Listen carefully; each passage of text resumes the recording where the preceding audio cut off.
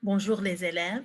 In this video, we will study leçon 6, Une invitation.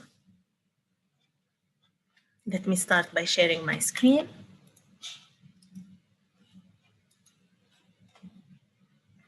D'accord. So, leçon 6, Une invitation. It's a continuation of Unité 3. Here are the learning targets for leçon 6. I can talk about where people are. I can ask and answer yes and no questions. I can express negation or la négation. I can use subject pronouns, and I can use the verb être, to be, and the negative ne pas. I can pronounce the vowel a, and I can talk about where French young people spend their free time. Okay, so let's start right away by studying some grammar elements and specifically subject pronouns. Subject pronouns means les pronoms sujets, les pronoms sujets. First of all, what is a subject in a sentence? A subject is the person or the thing that performs an action. And what is the verb? The verb is the action of the sentence. So the verb is the action word, and the subject is the person or thing that performs the action. Now, what is a subject pronoun? It is a pronoun that replaces the subject. Okay? And we will talk more about this in a second. There are multiple subject pronouns. How many? There are multiple. And there are the first, the second, and the third person subject pronouns, and there are singular and plural subject pronouns. So let's examine the subject pronouns in English. So for the first person, the singular subject pronoun is I. I, when you say I eat, I sing, I dance, I is the subject pronoun that replaces you, right? The person. And in the plural, the subject pronoun is we. We eat, we sing, we dance. So those little words are called pronouns, and they are subjects because they do the action in the sentence. Like when you say we eat, we are doing the action of eating. Now, the second person would be when you use you or you all, right? So we have I, we have we, you all. And the third person is he, she, it, or they, because we have the third person singular and we have the third person in the plural, they. Now, what are the French subject pronouns? I means je. You means tu. He, she, it means il or elle. Il or elle. It does not have a translation in French because in French, everything should have a gender. Every person or thing should have a gender. So if it's masculine, you use il. If it is feminine, you use elle. D'accord? So, je, tu, il, elle for the singular, first, second, and third person in the singular. And in the plural, we have nous for we, vous for you all. And for they, it depends on the gender of the group. If it's all masculine, we say il with S, and all feminine, we say elle with S. So il and il sound the same in the masculine and in the singular and in the plural, and elle and elle sound the same in the singular and in the plural. So here are the French subject pronouns. Je, tu, il, elle. Nous, vous, il, elle. Okay. Here they are again. Now let's conjugate the verb to speak, for instance, with different subject pronouns en anglais first. First, we're gonna conjugate, we're gonna get a verb in the infinitive. And we have studied in lesson 5 that the infinitive form of the verb means that the verb is not conjugated with a subject pronoun. Now, when we use the verb with a subject pronoun, it means it starts being conjugated. So in English, how do you conjugate the verb to speak with I, with the first person you say, I speak. And in plural, you say we speak. So here we are conjugating. We're not using to speak. We're saying I speak, you speak, we all speak, you all speak. Now, in English, the speak doesn't change for I, you, we, y'all, or they, but it changes spelling for he, she, and it. So you say I speak, you speak, he, she, it speaks, we speak, you all speak, and they speak. Now, see how this changed here? The spelling of and pronunciation of the verb to speak when it's conjugated in the third person, singular. In French, it's similar, but the conjugation is a little bit more complex. Let's look at it in French. Okay, so we learned that the subject pronouns are je, tu, il, elle, nous, vous, il, elle, right? So we know that to speak means parler. Look at this. To speak means parler. So how do we conjugate it with je? How do we say I speak? We say je parle, and it should end with e. Tu parles. It should end with es. Il and elle parlent. E. And the E is silent, the S is silent, but this is the ending of the conjugation of the ER verbs with these different subjects.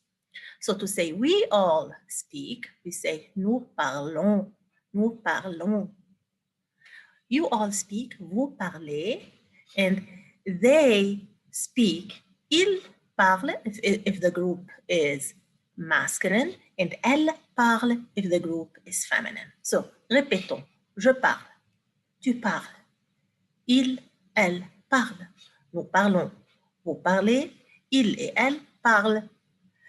This parle is very similar to this parle. Okay, in the singular and in the plural, they're spelled different, but they are pronounced the same.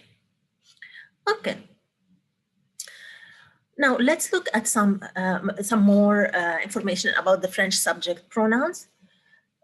We have the tu and the vous, which in English both mean you. Now, when talking to one person in French, the French have two ways to saying you, even for when it's singular, okay?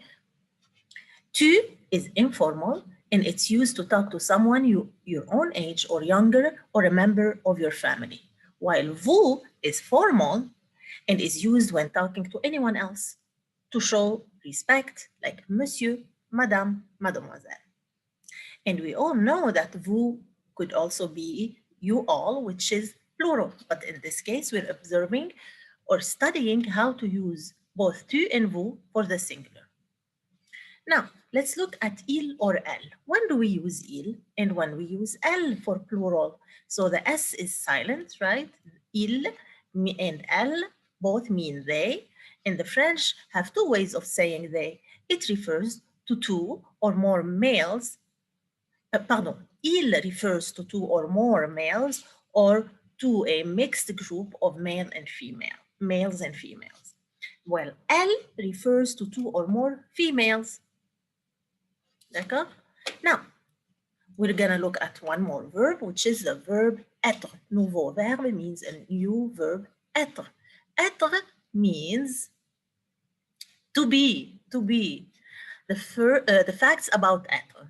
So être means to be. Être is the most frequently used verb in French. The form of être or the forms of être vary depending on the subject of the sentence. The verb être is irregular because its forms do not follow a predictable pattern. Now, in the previous slide, when we conjugated the verb parler, we noticed that there is a predictable pattern for the form of parler with each subject pronoun. Now, être, so that verb parler was regular. Être is irregular because it does not follow a predictable pattern. But you did see this verb previously in several forms. It is, in fact, a strange verb. So first, let's conjugate the verb to be in English. To be means, the verb être means to be, and the first form of conjugation is with I, right? I and then it turns to am. It is a verb to be in the infinitive, but when it's conjugated, it's I am. You are. See, we are conjugating the verb to be now. He, she, it is. We are. You all are. And they are. So how many forms of the verb être in English, or the verb to be in English? We have 1, 2, 3, 4 different forms. Now in French, we have 6 different forms. And it's totally irregular because it does not follow a predictable pattern. So to say I am, you say je suis. You are, tu es. He or she is, il or elle est. We all are, nous sommes. You all are, vous êtes. They are, ils sont. See, each one is different, each form of the conjugated verb, and they do not follow a predictable pattern. So, répétons. Je suis, tu es, il, elle est. Nous sommes, vous êtes, ils sont, elles sont. So here is a conjugation table. There's a pattern. It is unpredictable. For, of course, je suis means I am, tu es, you are, il est, he is, elle est, she is, nous sommes, we are, vous êtes, you are, ils et elles sont, they are, feminine and masculine. Exemple, je suis américaine. I am American. Nous sommes profs. We are teachers. Vous êtes étudiants. Are you students? La classe de français est difficile. Should take an E and correct this. French class is hard. A means is, right? Okay. Now let's learn some expressions with être. To agree means être d'accord. For example, tu es d'accord avec moi? Do you agree with me?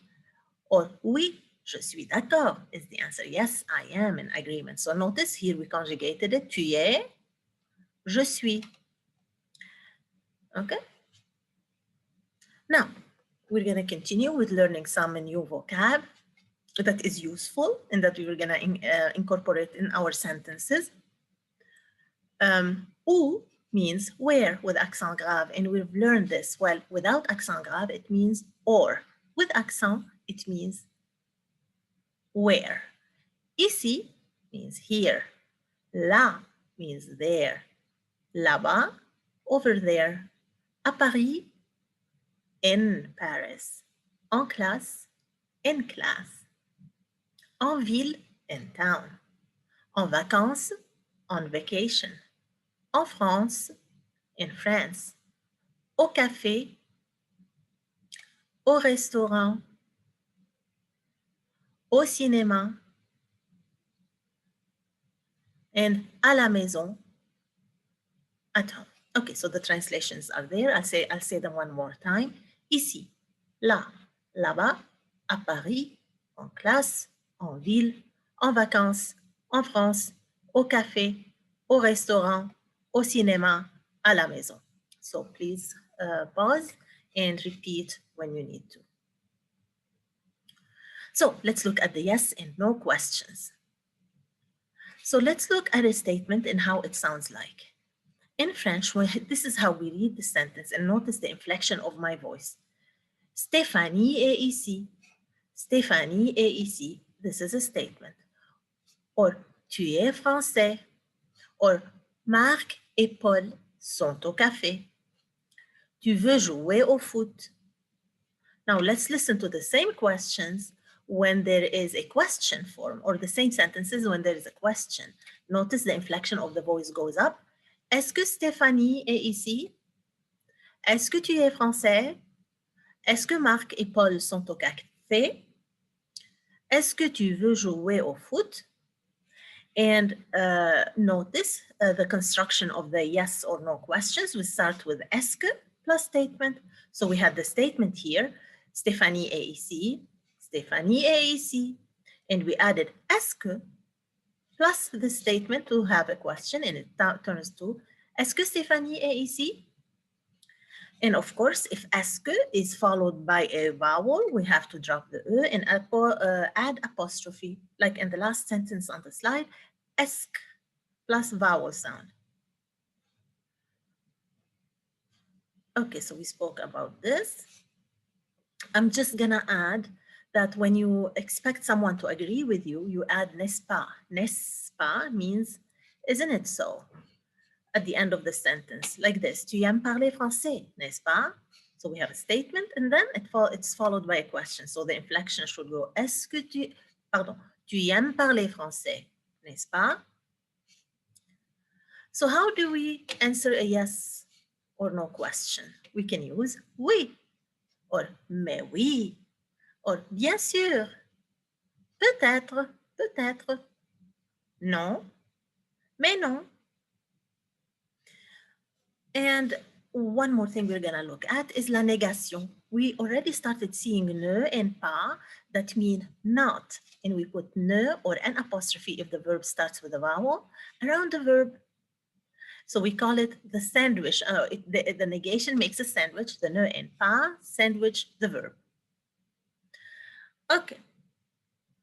Je veux voyager turns to in the negative. Je ne veux pas voyager. So we have verb 1, verb 2. We put ne pas around verb 1.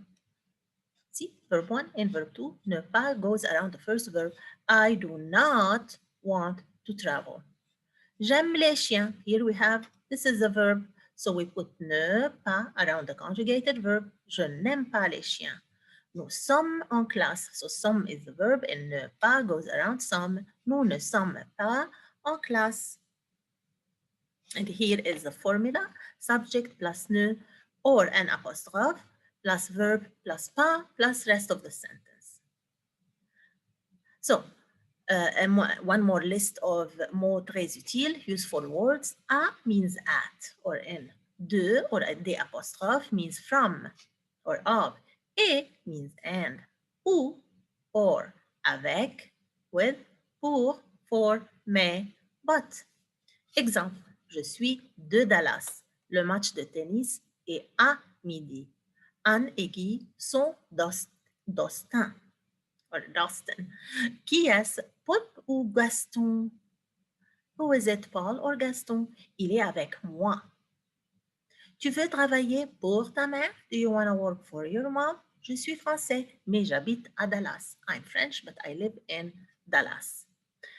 Okay, we come here to the end of the video. I hope you can pause and replay. And if you have any questions, please do not hesitate to email me, fill out the lesson notes, and do the accompanying activities. Merci. Au revoir.